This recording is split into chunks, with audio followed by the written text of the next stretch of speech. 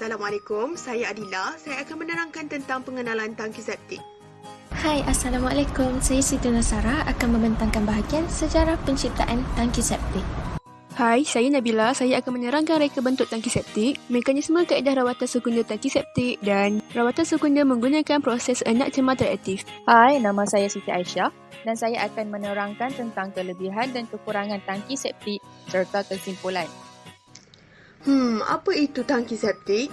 Tangki septik yang dikenali sebagai sistem septik turut dipanggil sebagai sistem pelupusan rumah individu. Di Malaysia pula, ia dipanggil sebagai IST. Ia merupakan sistem rawatan kumbahan berskala kecil dan merupakan tangki rawatan bahan kumbahan yang biasa digunakan di kawasan kediaman rumah perseorangan. Secara amnya, terma bagi septik merujuk kepada persekitaran bakteria anaerobik yang terbentuk di dalam tangki yang mana ia akan menguraikan bahan buangan yang masuk ke dalam tangki tersebut. Fungsi tangki septik adalah untuk pengenapan pepejal, pengampungan gris, penguraian anaerobik bahan organik dan penyimpanan enak cemar. Untuk pengetahuan semua, terdapat dua komponen major dalam sistem septik, iaitu tangki septik dan ruang larut lesap. Bahan binaan tangki septik biasanya terdiri daripada batu bata, konkrit, fiberglass iaitu bahan gentian atau plastik. Seterusnya, sejarah penciptaan tangki septik. Penciptaan sistem septik berlaku pada tahun 1860 apabila seorang lelaki Perancis, Jean-Louis Morris, mencipta sistem septik yang paling awal diketahui. Morris percaya bahawa kumbahan yang disimpan kemudian dibuang adalah lebih baik daripada kumbahan dibuang secara terus. Selepas 10 tahun digunakan tanpa sebarang masalah, Morris melihat apa yang berlaku di dalam tangki tersebut. Apabila dia memecahkan penutup dan melihat ke dalam, dia mendapati bahawa tangki itu hampir kosong dengan hanya tinggal lapisan nipis sampah. Kemudian, pada tahun 1881, Morris meminta bantuan seorang saintis, Abby Moigno, untuk membangunkan prototipe dan Morris memetenkan tangki septik ciptaannya. Dan dalam masa 2 tahun, reka bentuknya telah sampai ke Amerika Syarikat di mana ia tidak mengambil masa yang lama untuk ciptaan itu berkembang biak. Dan kemudiannya diperkenalkan ke England dan seluruh dunia tidak lama selepas itu oleh British. Kemudian beralih kepada sistem septik moden. Sistem septik Amerika mematuhi reka bentuk Morris dan diperbuat daripada konkrit atau keluni. Menjelang tahun 1960-an, apabila sistem ini mula gagal, penambahbaikan yang ketara kepada reka bentuk keseluruhan telah dibangunkan. Pada masa kini, kebanyakan sistem septik moden menampilkan bahan yang lebih canggih termasuk gentian kaca, konkrit pratuang, poliuretana dan plastik lain. Di mana sistem septik yang lebih lama biasanya anaerobik, kebanyakan sistem yang dipasang hari ini menggunakan pang udara untuk mencipta persekitaran aerobik yang lebih cekap. Satu perubahan ketara untuk penggunaan sistem septik moden ialah pengiktirafan meluas bahawa penyelenggaraan rutin yang kerap diperlukan untuk memastikan sistem berfungsi dengan baik. Itu sahaja daripada saya untuk bahagian sejarah penciptaan tangki septik. Seterusnya, reka bentuk tangki septik. Gambar yang pertama menunjukkan reka bentuk tangki septik secara umum, manakala gambar yang kedua menunjukkan penjelas sekunder kecil di loji rawatan kumbahan luar bandar. Mekanisme kaedah rawatan sekunder tangki septik. Apa itu rawatan sekunder? Rawatan sekunder ialah penyingkiran bahan organik terbiodegradasi dalam larutan atau ampaian daripada kumbahan atau jenis air sisa yang serupa.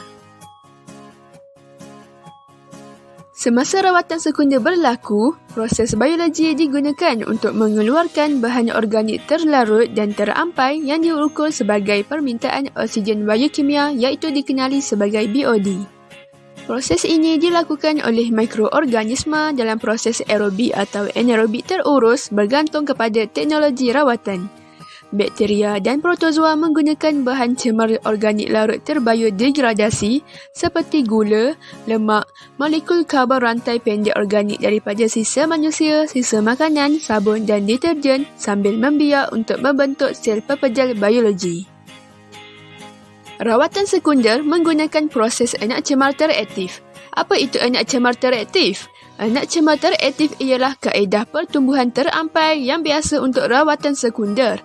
Logik anak cemar merangkumi pelbagai mekanisme dan proses menggunakan oksigen terlarut untuk menggalakkan pertumbuhan flok biologi yang menyingkirkan bahan organik dengan ketara. Flok biologi itu apa? Flok biologi ialah ekosistem biota hidup yang hidup dengan nutrien daripada efluen penjernih primer yang masuk. Pepejar terlarut kebanyakannya berkarbonat ini menjalani pengudaraan untuk dipecahkan dan sama ada secara biologi teroksida kepada karbon dioksida atau ditukar kepada flok biologi tambahan bagi mikroorganisma yang membiak. Kelebihan dan kekurangan tangki septik.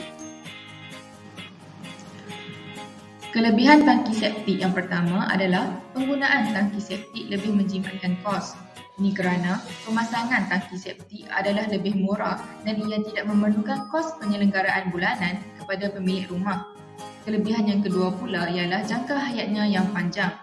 Jangka hayat tangki septik boleh mencapai sehingga 20 hingga 40 tahun jika ianya dijaga dengan baik dan diselenggara dengan betul.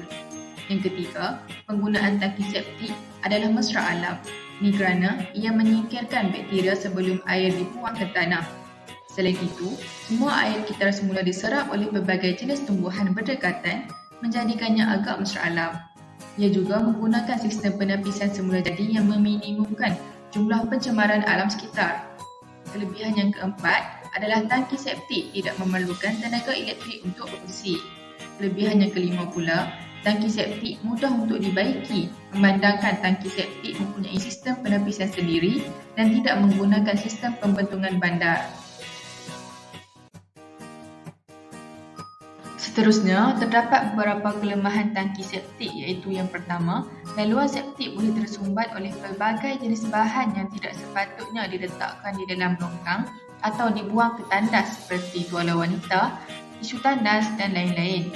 Selain itu, jenis pembersih tertentu seperti peluntur akan membunuh bakteria pemurai dalam tangki septik dan merosakkan ekosistem dalaman tangki. Kelemahan yang kedua ialah tangki septik perlu dipam 2 hingga 5 tahun sekali untuk memastikan tangki berfungsi dengan lebih baik. Kos untuk setiap pam adalah sekitar RM250 hingga RM450. Kelemahan yang ketiga ialah saliran tangki septik mempunyai risiko untuk pecah.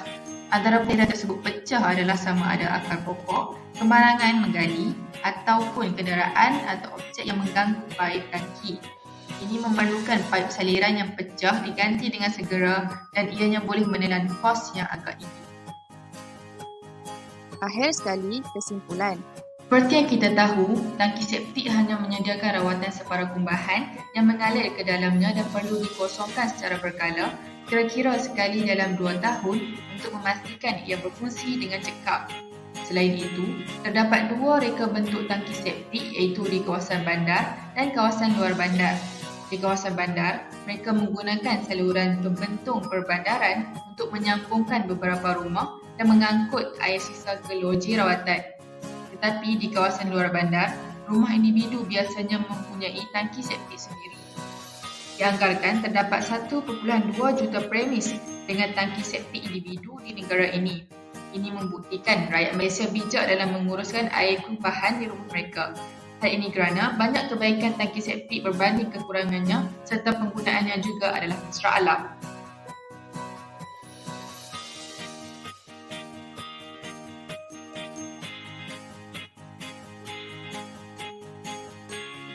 Itu saja daripada kami. Terima kasih kerana menonton. Bye.